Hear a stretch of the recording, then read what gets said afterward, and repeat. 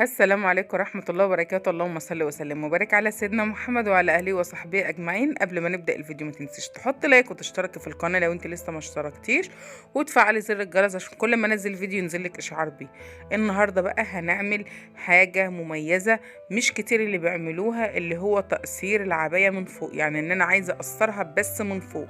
انا هقصرها صبعين او 3 على حسب اللي مطلوب مني، وهي بس عايزة صبعين بس، والداير دوت يشال ويتركب من تاني واوسع الطوق. لان هي معنى كده ان انا هاخد صبعين، فمعنى ان انا اجي اتني من فوق كده فهتكلكع، فانا مش هخليها تكلكع. وهشيل الكم واعمل له توسيع من تحت، يعني اركبه من تاني. هشيل الجزئية دي، هشيل حوالي 2 سنتي ماشي، عشان الكم يركب مرتاح ما ضيقش الكم. يعني هو الكم يتشال ويتركب تاني. يلا بينا بقى. انا هفك الكم، هفك السرفله، وبعد كده يعني هشيل السرفله بس. هشيلها بالمقص زي ما انا بعمل كده دلوقتي. هشيل السرفله داير ما يدور بتاع الكم اليمين والكم الشمال نفس الكلام. وهو اصلا كان الطوق ده عليه كبشو، الكبشو اللي هو ايه الطاقيه. فهي شالتها، اللي كانت عايزه تقصر العبايه شالتها وقامت عاملاها داير ما يدور كده، بس ما كانش شكلها حلو. فانا معنى ان انا اخد 2 سم من الكتف اليمين و2 سم من الكتف الشمال، فمعنى كده ان الطوق هيضيق وهاجي اتنيه هيقوم مكلكع. لان دي حوالي، لما اجي اتنيها هتبقى حوالي 8 طبقات من القطيفه، فهتبقى تخينه قوي او سميكه قوي، فمش هينفع ان انا اتنيها. فهقول لك في الفيديو هتعملي فيها ايه. تمام. الطريقه ديت بتستخدم في ايه؟ الطريقه دي بتستخدم لو انا عايزه اشبط عبايه من فوق، يعني هي واسعه من فوق او تحس ان الكم بتاعها نازل، ده ينفع فيها ان انا اشبطها من هنا. نفس الكلام برضو لو انا عايزه اقصر العبايه وفيها رسومات. خلينا بس نشوف انا هعمل ايه. انا خدت صبعيني وقمت حطاهم وقمت مخيطه من بعدهم، او بعلمها بمارك. لما عندكيش مارك يكتفي بقلم رصاص. وقمت مخيطه الجزئين اللي انا هشيلهم من الكتف، والكتف الجنب التاني هعمله برضو. نرجع لمرجوعنا. انا اقصر العبايه من فوق في اي وضع لما يكون العبايه فيها رسومات من تحت، وعايزه ان انا ما اجيش جنب الرسومات. ودي 99% من العبيان بيبقى فيها في الديل رسومات، وبتبقى مش عايزه ان هي تشيل الرسومات دي. انا قبل ما انا اخيط الكم، قبل ما اخيط الكم زي ما انا بوريكي كده، لازم هروح اسرفلها على المكنه اللي جنبها وارجع تاني. خلاص كده عشان ما تبقاش مكلكعه على الكتف. ماشي. نفس الطريقه هنا برضو انا بشوف الكم هيكفي ولا لا. انا لسه ما سرفلتهاش، فانا هاخد حته صغيره من هنا كده، حوالي يجي 2 سنتي كده. يعني هاجي من 2 سنتي من الجنب لفوق الكم، على ما فيش الجزئيه دي بس. على فكرة هي العباية مش الكم انا ماليش دعوة بالكم خالص. الحتة اللي انا باخدها ديت انا باخدها من العباية من تحت الباط لفوق، لفوق للكتف كده على ما فيش. خلاص كده عشان اوسع حردة الجيرو بتاعي، يعني اوزع الحردة بتاعة الباط من تحت. خلاص كده. وبعد ما سرفلتها عشان ما ينفعش ان انا اخيط الكم طالما انا عندي سرفلة وبعدين ان انا اسرفل. بفضل ان انا اسرفل بالذات في القطيفة، لان القطيفة فيها هفو صغير كده فما بيبقاش لطيف. خلاص كده خلصت كده، هقوم مركبة الكم بقى.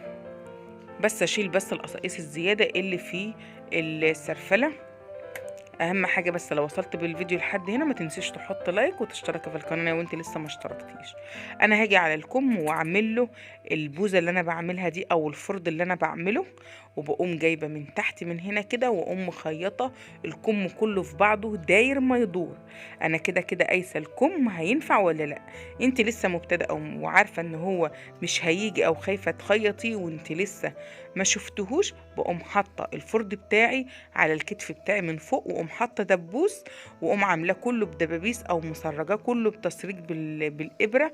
اللي ما يعرفش يعني ايه التسريج، هو انا بلضم الابره خيط عادي، ابره الخياطه العاديه، واقوم مخيطاه على ايدي، وبعدين اقوم دايره بالمكنه. خلاص كده ببدا من تحت الباط والف الكم داير كل ما يدور خياطه، وبعدين كده يتخيط. خلاص كده يعني بعمله بدبابيس، ويفضل ان الدبابيس تكون بالعرض عشان ما تقطمش الابره زي ما احنا متفقين مره واتنين.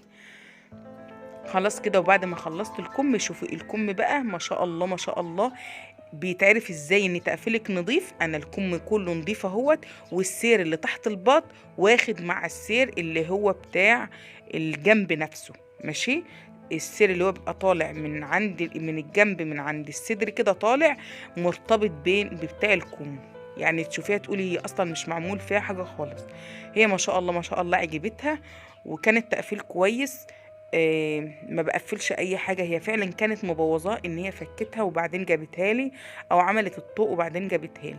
معنى ان انا اخد من الكتف ده حاجه مهمه. معنى ان انا اخد من الكتف حوالي 4 سنتي، معنى كده ان الطوق طلع لفوق. لازم اوسع الطوق شويه، يعني لازم اخد من حردة الصدر، ماليش دعوه بحردة الباط. خلينا متفقين ماليش دعوه بحردة الباط. اولا الكابشو بيبقى الحردة الباط بتاعه نازله عن المعتاد، يعني بيبقى نازل حوالي 3 سنتي او 4 سنتي. انا ما خدتش من الرقبه الخلفيه خالص، انا خدت من الرقبه الاماميه 2 سنتي من تحت على ما فيش. واللي عندي في الدوره اكيد فاهمين انا بقول ايه. باخد من عند الطوق 2 سنتي على ما فيش، 2 سنتي ل 3 سنتي على حسب الطوق. بس طالما هو شتوي انا ما بحبش اوسع الطوق زياده عن اللزوم. تمام كده. عملت انا الطوق وقمت مركبه عليه الحته اللي هي مطلعه، مع اني والله طفحتني في الخياط. خلاص كده. لو في اي استفسار او حابه تسالي عن اي حاجه اكتبي لي تحت في الكومنتات، وان شاء الله الفيديو الجاي فيديو هيعجبك قوي قوي قوي قوي.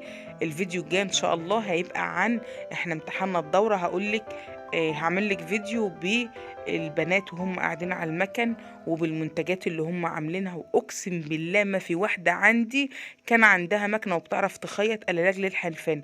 واحده بس كان عندها مكنه بس ما كانتش بتعرف تقص اي حاجه. حتى بتقول لي انا ما كنتش بعرف المكنه لو عطلانه ليه، والحاجات دي كل حاجه احنا بنتعلم. اولا انا مش مهم ان انا اعلم الخياط، انا المهم اعرف ان ازاي لو قابلك عطل في المكنه او قبل المكنه بتقطع خيط ليه اعرفهولك.